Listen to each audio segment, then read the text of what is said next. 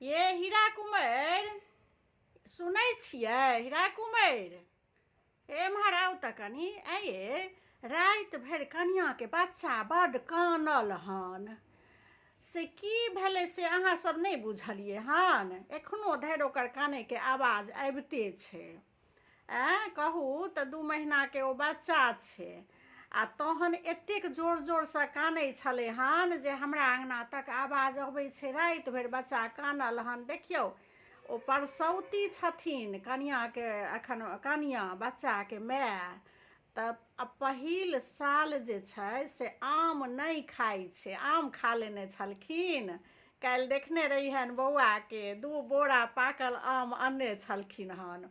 तऽ आम खा लेने हेतै कनियाँ। हमर सबके साउस माय कहै छलखिन जे परसौती बच्चाके माय 1 साल तक आम बारै छलै। पहिले हमसब खुद बारने छी। पहिल साल आम बारल जाइ छलै। ओ गरम होइ छै आ ओ जँ खेलनि तऽ बच्चाके पेटमे अहिना धऽ लै छै, गर्मी भऽ जाइ छै। तऽ बच्चा तऽ बजतै तऽ नहि जे हमरा तकलीफ यऽ। तऽ ओ भरि राति ओही दुआरे कानल हन, बुझलियै।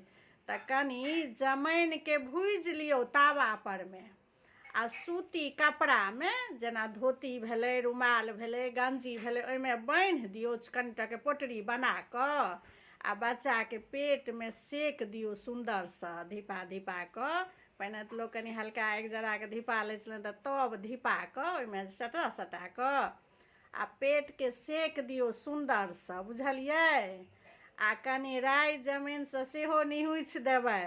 हाँ, राइ जमाइनके 7 बेर माथापरसँ उतारि कऽ आ ओहिके जे छै से राइ जमाइन मिरचाइ, सूखल मिरचाइ 7 बेर निहुँछि देबै। नजरि गुजरि सब ओहिमे जरि जो से कहि कऽ। आ हमर सबके साउस माय जे पहिले टोटका सब बच्चा सबके करै छलकै, आबक लोक केओ बुझै छै। ओ टोटका सब रोज साँझके जहन दिया जरबै छलियै, डिबिया जरबै छलियै, तऽ बच्चाके 7 बेरके घुमायल जाइ छलै एना एना गोल गोल मुँह परमे, बुझलियै। आ मन्त्र पढ़ल जाइ छलै। किनको ओ मन्त्र अबैए? सुनू, ओ मन्त्र सीख लिअ।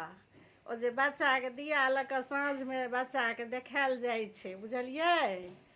देखियौ ओ तऽ मन्त्र बहुत नमहर छै।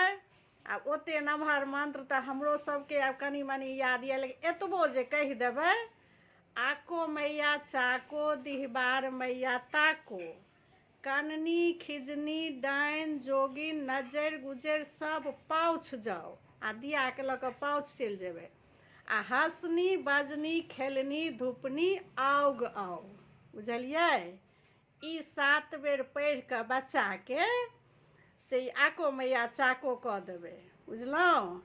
आ राइ जमाइनसँ निहुँछि देबै आ पेटके सेक देबै, बुझलियै। आ नहि जँ बेसी होय तहन तऽ कनि डॉक्टर सबसँ देखा लेब।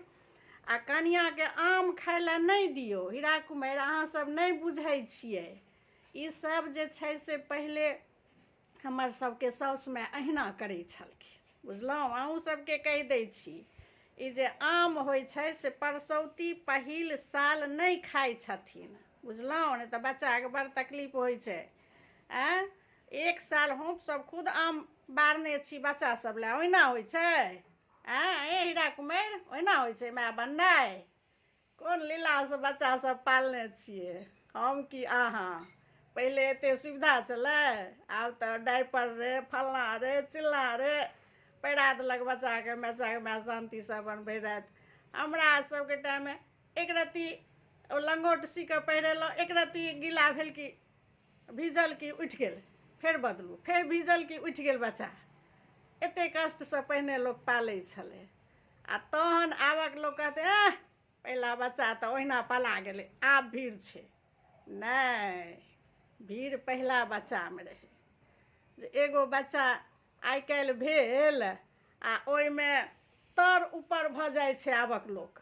आ हमरा सबके समयमे एगो बच्चा चलैत रहै छलै, घुटना दैत रहै छलै, 2 साल 2.5 साल भेल दोसर बच्चा भऽ गेल। तहन केना 2-2 गो लोक पालै छलै, बुझियौ हीरा कुमार। हम ई तऽ अहिना पालने छियै हम अहाँ। कनिया के देखियो एखनो बच्चा के आवाज आबैया काने के।